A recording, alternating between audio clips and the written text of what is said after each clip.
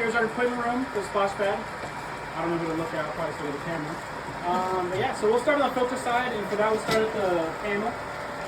For the filter pump, we have two breakers. This is for the actual pump, and then this breaker is for the time clock for the pump. And so yeah, once those are both on, the time clock is where it starts, and we just have that always on 24/7, just so the filter's always running. So you don't really have to mess with that much. But yeah, and so then the contacts are in it, and that's what lets this pump and that chemical controller turn on at the same time. So once this turns on, these both turn on. And yeah, so it goes to this pump. This is the filter pump. It's kind of more high tech than these, where you can connect to it on your phone. So whoever the main maintenance guy is, they'll probably want to connect to it just by downloading the app, and you connect to it and you can adjust it if needed. But right now it's pretty dialed, so I wouldn't mess with it.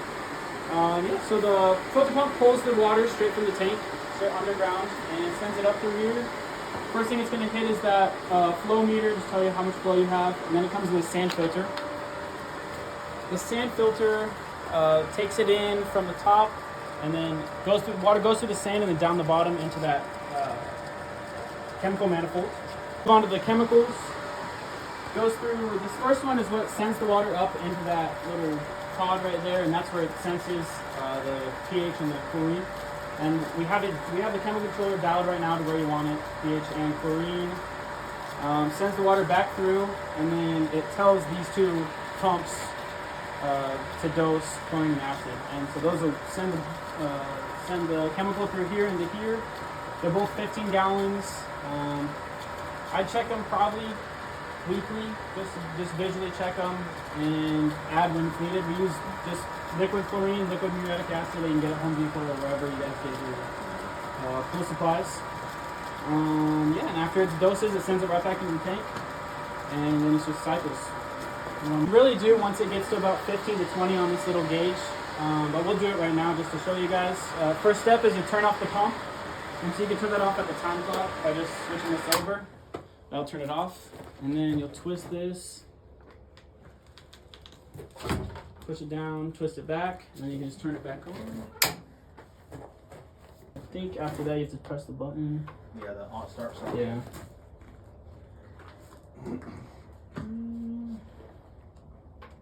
And what's going to happen is this water's now just going to run through the filter, clean all the filter from any debris or dust and all that stuff, and then it's going to go right into that filter.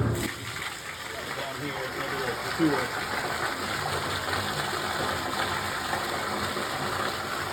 And so it's probably going to be really clean right now because it's been done before, like since we were last here. So typically this is going to be super dirty, and then you can look at it here or down in that pit. See the water. You run that for about 3 to 5 minutes, depending on how bad it is, till it gets clear, and then you can just flip it off. And once you flip it off, then as long as that pump is off, you can rotate this back up and just lock it into place, just like that. And now you can just flip on your time clock over there, and then turn the pump right back on. And you're back in filtration mode. Normally you'll probably only need to backwash once, maybe twice a season. I don't know. We've had some people call and saying, hey, it's so popular that we have to backwash every week. But because you guys are also a bigger tank, 5,000 gallons, it's easier to maintain the water quality, and so it's a lot better. Sometimes with smaller tanks it's harder, so they have to backwash more often. After you backwash and you're up and running, just make sure, you see how this says a start and then clean?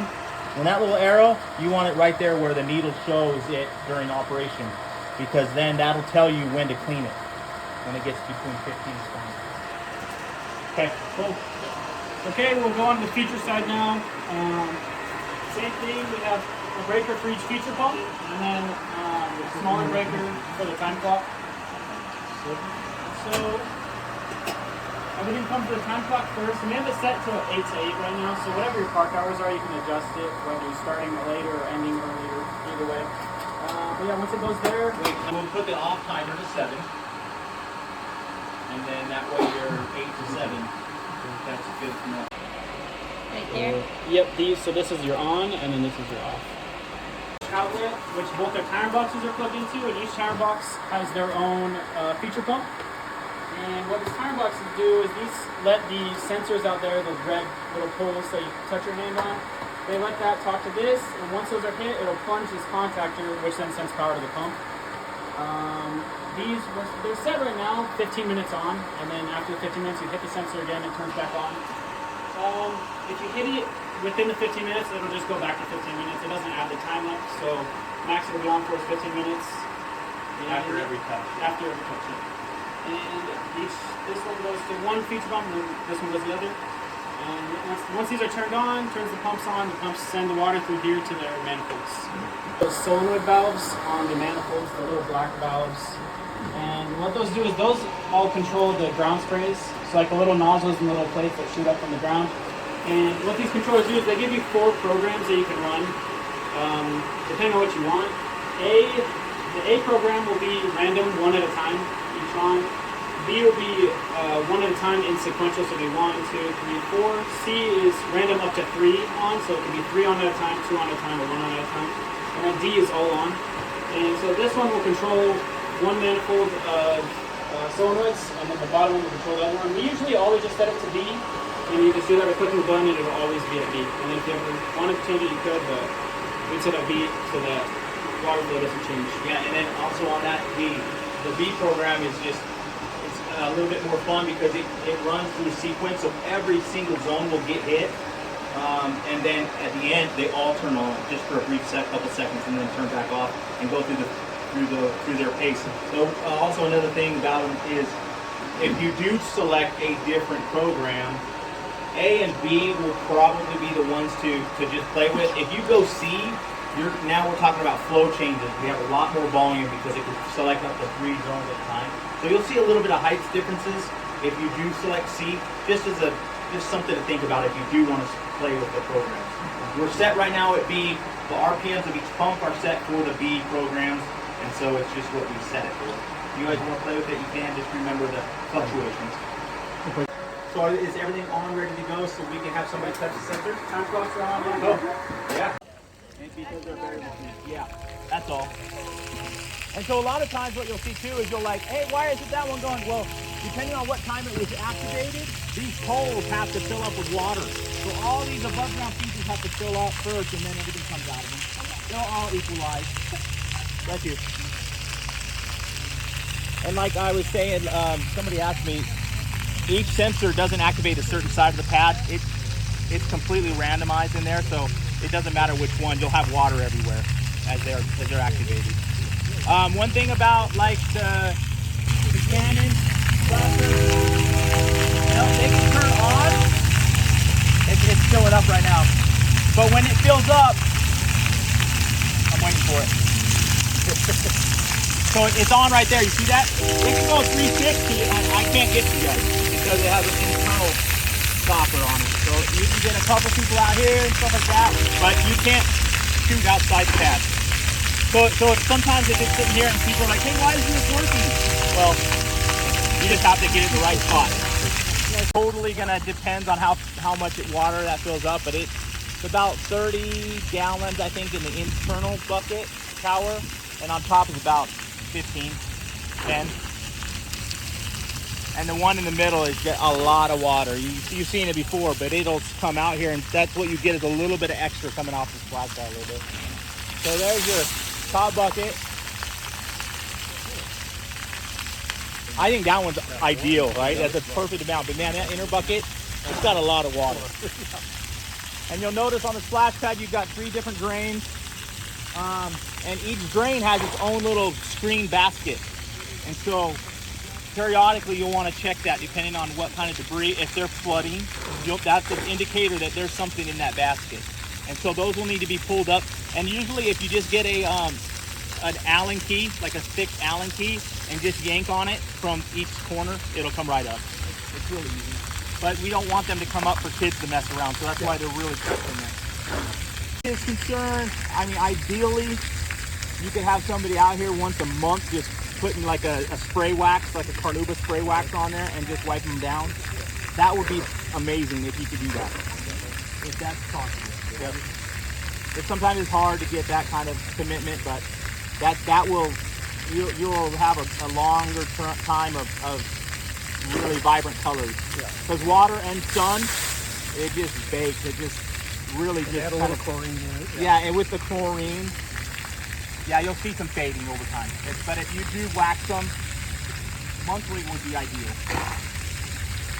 You also have a couple nozzle tools inside there that can adjust the little black ones, So there's one right there that's already got some debris in it. We'll get it out, but see how small that one is. We'll just rotate it out and clean it out and put it right back in. But those are inside up on those little time clocks. Oh, here he goes. This one's about to come.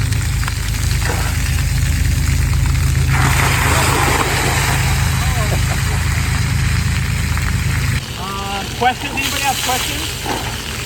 Settings for the pH and chlorine. Okay, so the settings are already in there right now. The pH is set at 7.4. The ORP is 750. Now the ORP actually factors in a lot more than just chlorine.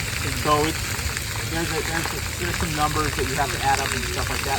But when we take a dip test on a little strip test, it shows that the 750 ORP is perfect for what a normal test is.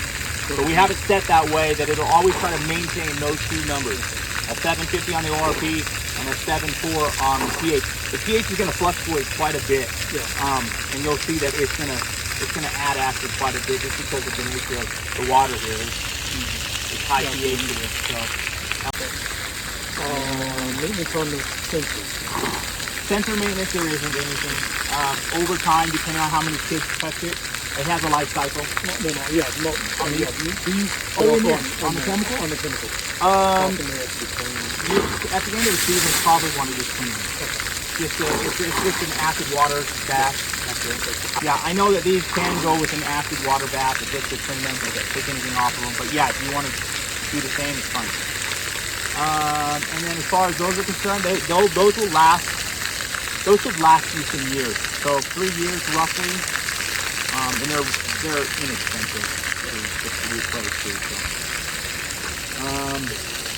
What other questions?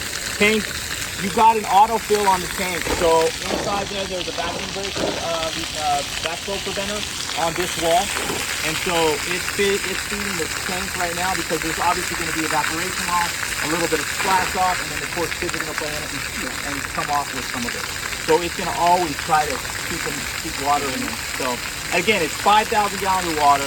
When we got here, we had left like, what is it, a month ago? I don't know how long, waiting for all this other stuff to be done. And we had it halfway, and so we've been trying to bring it up today all the way to the top. So it'll be all the way to the top by tomorrow for sure. Real quick, this bond wire is coming inside in a couple different places. The guys went in, dug out, they hit it or whatever. This just seems to be buried. So whoever's putting anything on there, I didn't have a shovel with me. I would have put it underground, but it needs to be underground. This just ties everything to the pump and to the ground rod. There's a ground rod right here underneath your foot that is attached to. So, and then it goes into the equipment room, bonds the pump. So it just needs to be buried. Yeah, ideally, and that's another thing. Ideally, that tank comes out to here and right about here, and just beyond that that drill. No, we don't want any vehicles over this thing. So if possible, I don't know what you want to put in here. I don't know if there's maybe landscape rocks around, like big rocks around it. Yeah, there's not corners or something to keep people from driving on it. I know how it's easy for people just to take a little. Other than that, inside the tank, there is nothing but that float. So to mess with. That float, and then we just have the hose in there to keep the car getting any more water in it. But yeah, that's it. If you can protect this area, that's awesome. And what else? Question-wise, winterizing. You guys are in an area that probably won't have to winterize. A lot of these are hard things. If you do freeze, it's just like anything else. You blow out everything and add antifreeze and everything. And so if it's that bad, blowing out multiple times to get all the water out, and that usually is enough. These are really pretty deep lines, and so the only question is if you want to if you blow everything out and you want to really overdo it, then open up each one of these little nozzles and add a little bit of antifreeze, RV antifreeze, cool grade antifreeze, whatever. Pet safe antifreeze, but at the start of the season, when you want to ramp it back up, you just got to blow it all out, backwash it all out, and start fresh. So. But yeah, if you do have that and you're concerned, ideally that's the way to do it. Just blow everything out just really thoroughly, and that should be sufficient. Everywhere in Arizona, South Texas, all the way down the line, it's just people just blow out typically. But that's it though, as far as winterizing is concerned. It's just a standard blowout, and your blowout can be off of the manifolds inside there. There's half-inch lines off the ends of each manifold that you can hook up to. Or you can connect to each one of these pumps on the other side. There's a 1/4-inch connection. I think this is the best, just because of ease of use, ease of connection. And then when you do that, make sure that pumps off or whatever, and then just open up these manually. It's just like any other. Yeah, you just open it up like that. That's it. That's open. That'll blow out everything, and then manually close it. Just rotate it.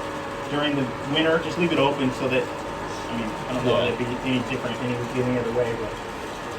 And I like to set my compressor at like a 40. I don't know if you guys have a big trailer compressor, but maybe you do. But a big one. But set it around 40 to 50 psi, and I shut everything off of one line, and then I'll just open one at a time, and then blow it, and then close it. Go to the next one, 40 psi, blow it. Go all the way down the line, and come back and do it one more time. And that's usually perfect. That'll get everything so that it's just misting out. You don't want to see a bunch of water still coming out. If you see a bunch of water, keep blowing it. And you'll get water coming out of the tower ones too. Like you can blow up and out of that sucker too. So valve positions, or these are the ones? So this is the valve position. Before we leave, we're gonna set. All we do is we take Sharpies and we'll just run a line just like this, so that they're, you know what I mean. So you can go back at the start of the season and just put them right back where they were. That way, you know, it's optimal. This is the nozzle tool. So each nozzle, little black nozzle on the outside on the splash pad, has two little recessed indentions that are this match, and this just allows you to rotate out the nozzles, clean them out, and then just tighten them back in. And then this recess here is just on any of the nozzles out there that have adjustable balls on them. You can tighten them down just with that nozzle on the back side. So it's pretty simple. And then this little part will just let you get the right direction of the directional ball. So that's it. And you have two of them, so I'll just put them over here.